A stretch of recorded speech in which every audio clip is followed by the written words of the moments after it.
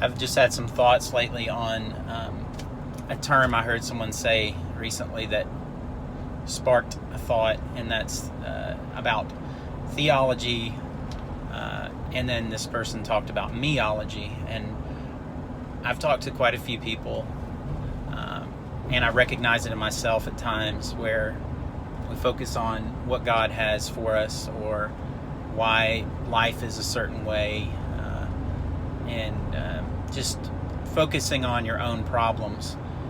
When you're focused on yourself, God sometimes gives us convictions to, self-reflect, look in the mirror, judge ourselves, so that we're not judged. So that basically, so we can let the Holy Spirit correct us in things, so we can put things down, so we can address maybe bitterness in our heart, or unforgiveness, or an addiction, or a heavy focus on making money, or a future, putting our future hopes in a business or the economy or something like that, versus truly knowing that our future is secure in Jesus Christ.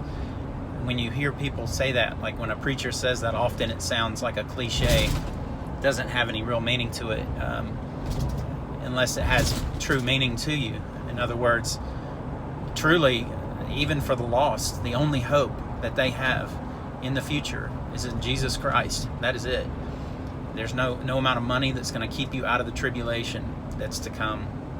There's no amount of money that can buy you into the gathering of the saints if you're alive at the time of the resurrection. It's only in Jesus Christ, and we're co-heirs with Jesus Christ.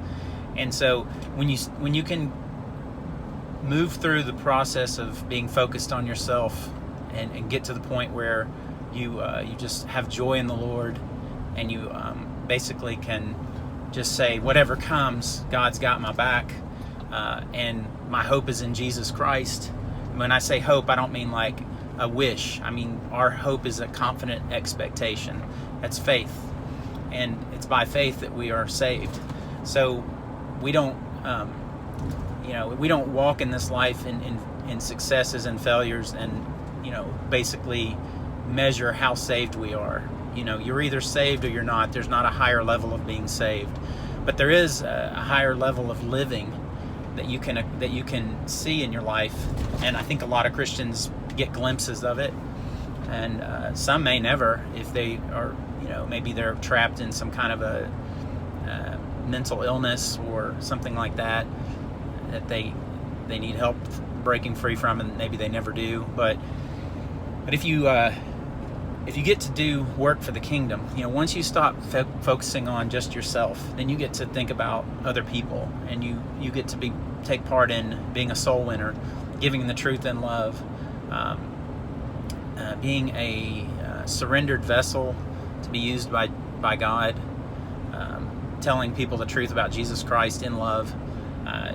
Maybe you even see miracles.